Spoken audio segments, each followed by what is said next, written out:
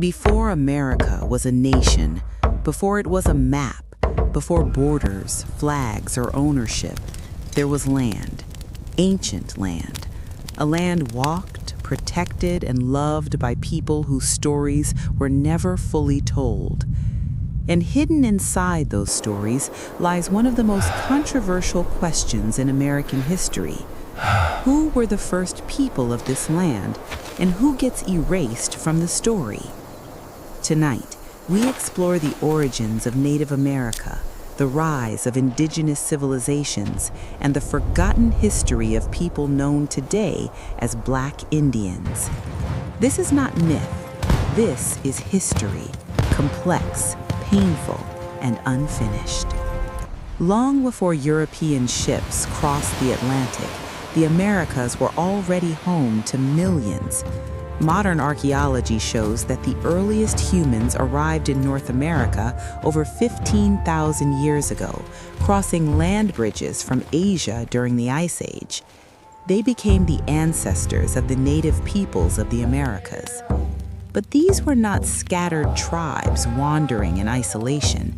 They built civilizations, they created governments, they developed sciences. They shaped cultures older than many European kingdoms. Across North America, indigenous societies built complex cultures. In the Mississippi Valley stood the city of Cahokia, larger than London in the 1200s. Massive earthen pyramids rose toward the sky. Trade routes stretched for thousands of miles. Mathematics, astronomy, agriculture, all flourished. Native societies understood sustainability long before industrial civilization. Land was not property. Land was relationship. Ownership was not domination. It was responsibility. This worldview would later collide violently with European ideas of possession. In 1492, Christopher Columbus arrived in the Americas. His arrival changed everything. European colonization brought disease, warfare, forced displacement, cultural destruction. Within centuries, millions of native people died. Entire civilizations collapsed. But colonization did something else, something rarely discussed. It created new identities, new alliances, new peoples. Beginning in the 1500s, European powers began transporting enslaved Africans to the Americas.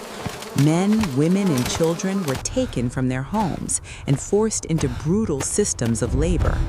But some escaped. They fled plantations, they sought refuge in the wilderness, and in many cases, they found native tribes. Historical records show complex relationships between Africans and Native Americans. Sometimes they fought, sometimes they traded, often they formed alliances. Many native tribes adopted escaped Africans. Intermarriage occurred, families formed, communities emerged. Over generations, a new identity developed, people of African and Native ancestry. These communities would later be called Black Indians, but their story is rarely told. Nowhere was this alliance stronger than in Florida. The Seminole people welcomed escaped Africans into their society. These communities lived together, fought together, and resisted European control together.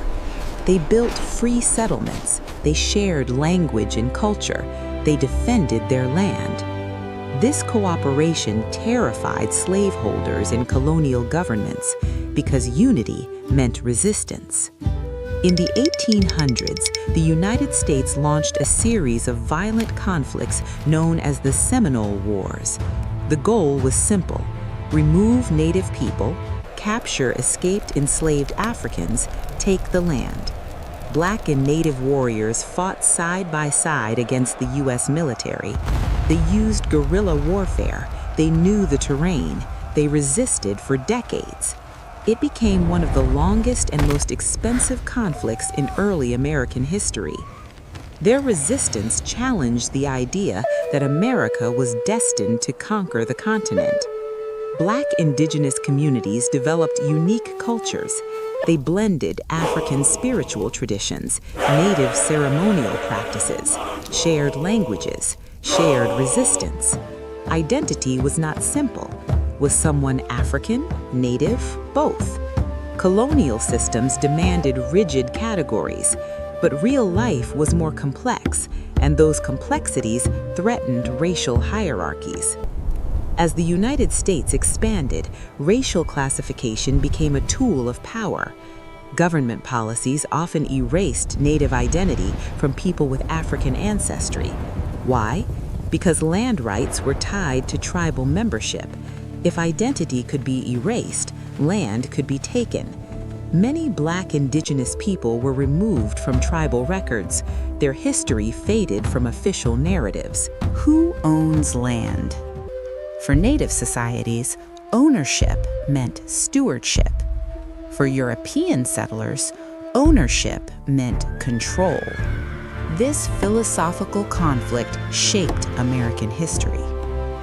The idea that indigenous peoples were the original inhabitants is widely supported by historical evidence, but the role of African Native communities complicates the story. Black Indigenous people were not outsiders.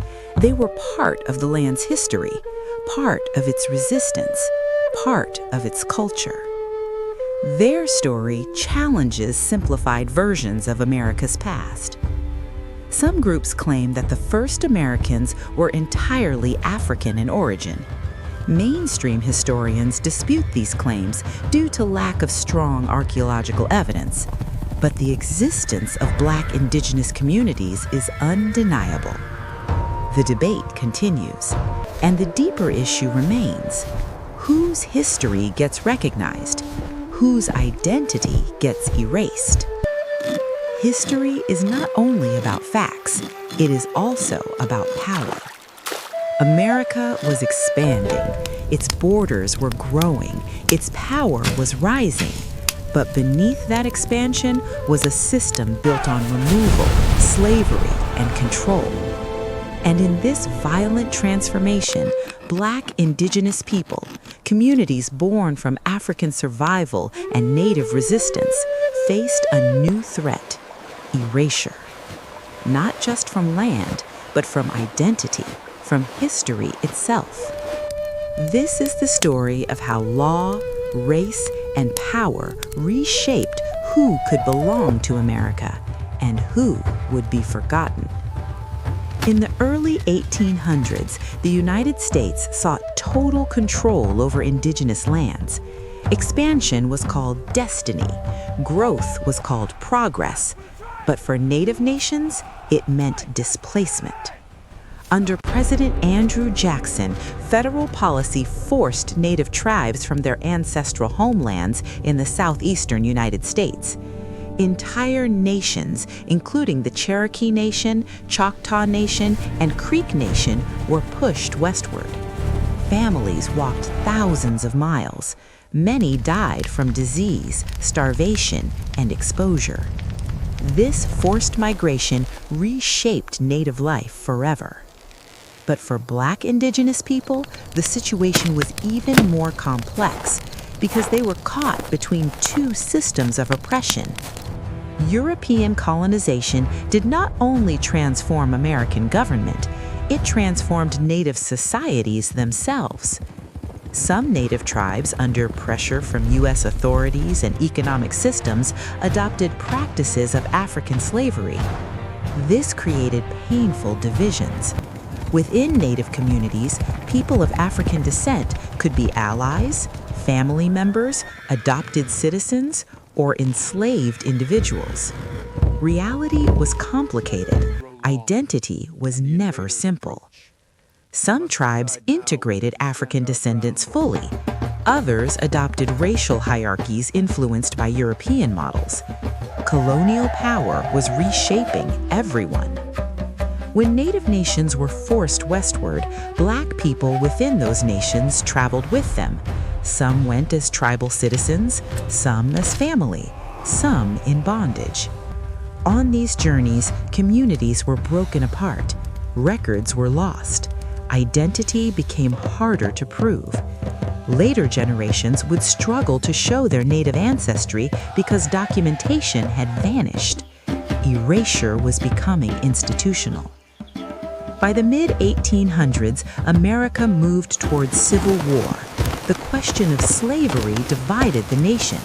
Native tribes themselves were split. Some tribes allied with the Confederacy, others supported the Union. For Black Indigenous people, the war represented both danger and possibility. It created opportunities for freedom, but also new systems of control. After the Civil War, federal treaties forced several Native nations to grant citizenship to formerly enslaved people within their communities. These individuals and their descendants would later be known as freedmen. After the war, the United States developed new methods to classify people by race. The government introduced enrollment systems to define who counted as Native. One of the most influential systems was created by the Dawes Commission. Its purpose was to divide tribal lands and assign individual ownership, but it also categorized people by race. Officials placed individuals into separate lists: Indian by blood, freedmen, mixed ancestry. These labels carried enormous consequences: land rights, citizenship, identity, belonging. All depended on how government agents classified a person, often based on appearance alone. Many scholars describe this process as a form of paper genocide, not through physical destruction, but through bureaucratic erasure. Families with Native ancestry were recorded as Black. Communities were redefined by outsiders. Identity became something imposed, not lived. And once recorded in government documents, those classifications shaped generations. Land could be taken. Rights could be denied. History could be rewritten. The allotment system divided tribal lands into individual plots. The remaining land, millions of acres, was open to white settlement. Native land holdings dramatically shrank. Communal ways of life were disrupted. Black Indigenous families often suffered the most. Without recognition as full tribal citizens, many lost claims to land entirely. Displacement continued, but now it came through legal systems instead of military force. Despite government control, Black Indigenous communities preserved their cultures. They maintained oral histories, shared traditions, spiritual practices, family memory. Identity lived in stories when records failed. Language carried truth when documents erased it. Resistance took many forms, not always through war, but through survival. By the late 1800s and early 1900s, racial segregation defined American society.